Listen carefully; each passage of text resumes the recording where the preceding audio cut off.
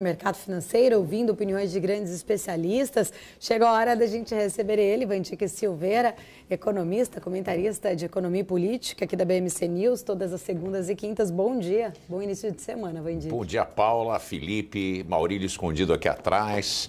Todos vocês, sempre bom começar a semana aqui na BMC News.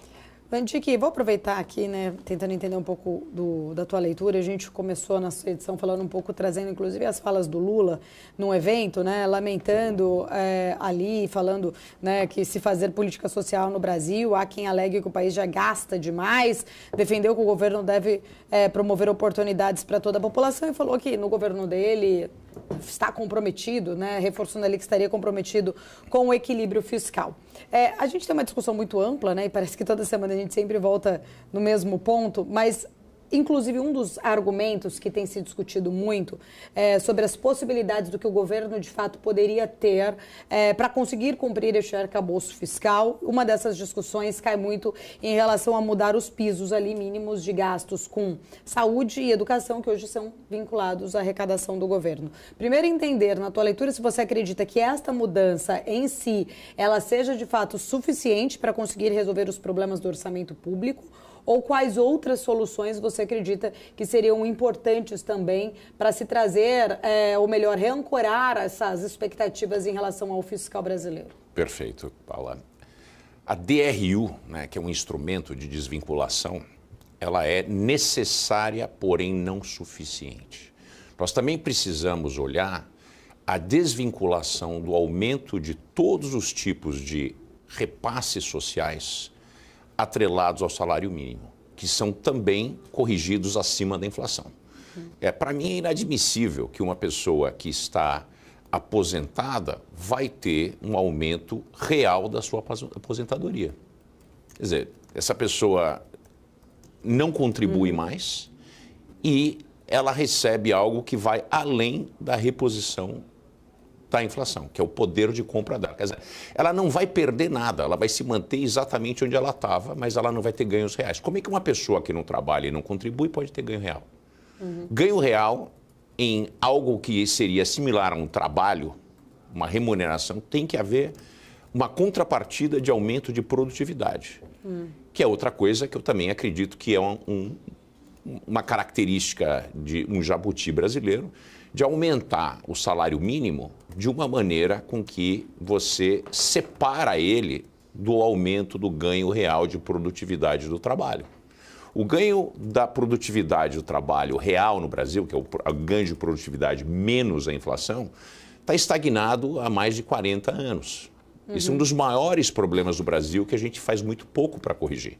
Então, seria a desvinculação dos gastos relacionados com o crescimento.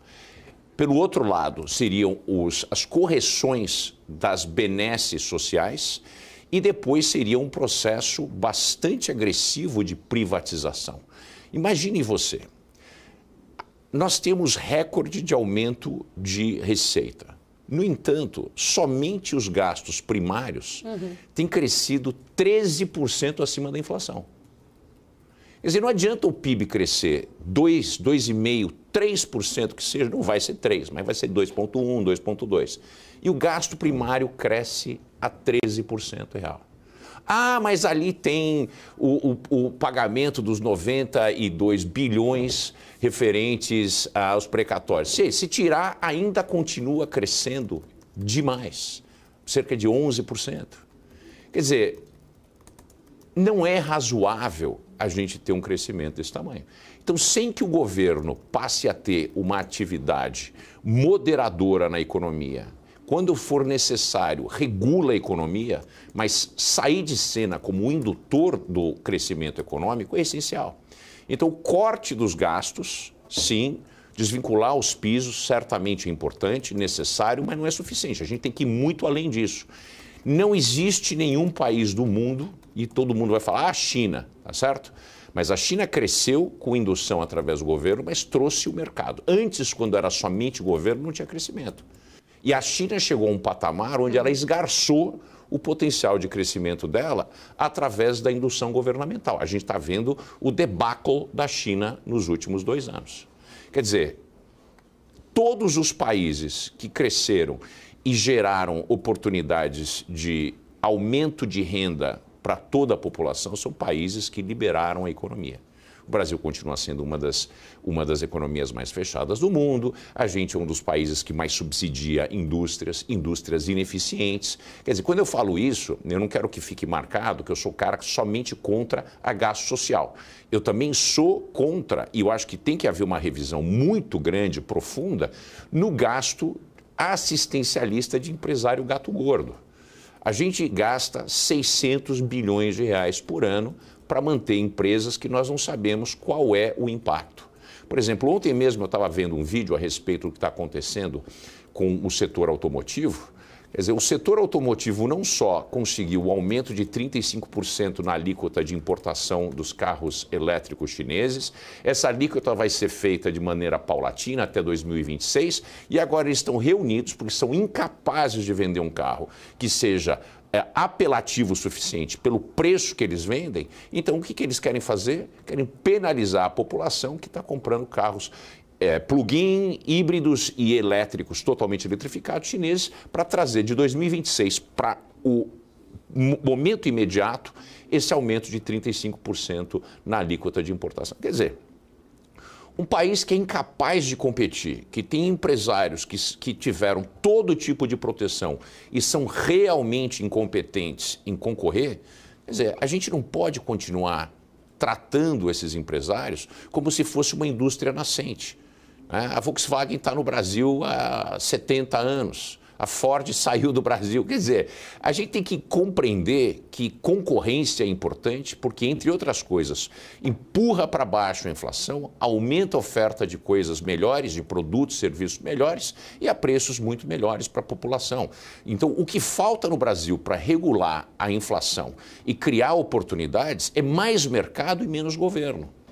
Não é mais governo, menos mercado. A gente sabe que o governo, e prontamente muitas pessoas vão falar, foi dizer que as falhas de mercado.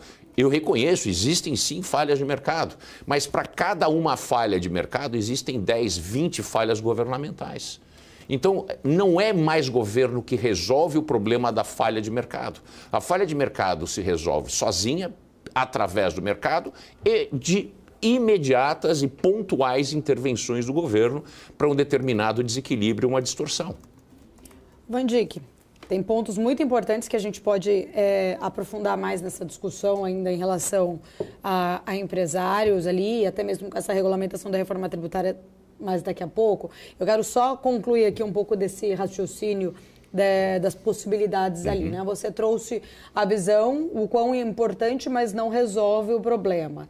Aí, a minha indagação é o seguinte, uma crise inevitável, então, de fato, quando a gente olha para a questão fiscal, porque entre as possibilidades, o crescimento dos gastos são muito maiores do que o crescimento da arrecadação no percentual que você trouxe. E o segundo ponto é que essa discussão como um todo, né, da possibilidade até mesmo ali de desvincular saúde e educação do orçamento, alguns especialistas eles apontam que essa diminuição do piso, tanto de saúde, ali, educação, aumentaria a participação das emendas parlamentares no orçamento ali do setor, elevando ainda mais o poder das indicações políticas nos recursos. E aí eu puxo um pouco para o lado político também. A gente já viu um aumento muito grande da participação de emendas parlamentares no orçamento da saúde. Era 3,2 em 2014 e agora 9,8 da última vez que foi alterado em 2022.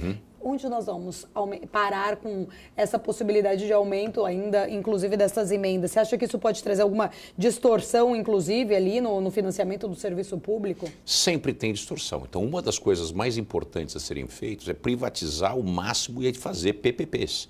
Trazer iniciativa privada que não vai concordar com uma série de ações muitas vezes pouco republicanas, por parte dessas emendas. Mas por trás disso, o pano de fundo que a gente precisa endereçar é a questão de uma coexecução entre executivo e o governo, né?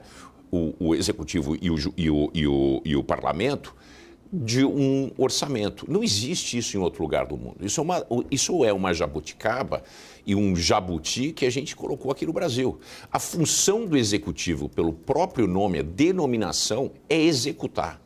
né? O parlamento, o legislativo, propõe um orçamento, é aprovado o orçamento e é entregue na mão dessa pessoa, desse partido, desse grupo que está no governo. Mas não é aceitável você ter, porque isso sim gera distorção. Uma das coisas, uma das anomalias que geram o maior tipo de distorção no Brasil e que exige um nível de negociação truncado é a história, porque é a história desse orçamento parlamentar paralelo, porque é um orçamento paralelo, e que fica a critério do parlamento, uma vez que o parlamento é opositor ao governo, né, e a gente tem ele dominado pelo Centrão, fica praticamente uma espécie de feira ao ar livre de benesses e concessões. A negociação dessa maneira não é feita de uma maneira razoável e democrática, porque o governo, por mais que eu seja opositor ao governo atual, o governo deveria ter uma autonomia de execução da sua proposta. Foi por isso que ele foi eleito. Nós não elegemos deputados e senadores para fazerem a função do governo, para fazer a função de executivo, e sim legislar ou barrar movimentos do governo. Essa é a função do parlamento, mas não distribuir benesses a bel prazer. E a gente sabe que essa distribuição de benesses ao bel prazer, de um lado, evita que o governo possa executar de uma maneira coesa a sua proposta de governo e ser avaliado por isso, tá certo? A ser avaliado por isso. E, pelo outro lado, né, o parlamento servir de contraponto para essas atividades ou ser o fomentador dessas atividades, não barrando no Congresso essas atividades e propostas do governo.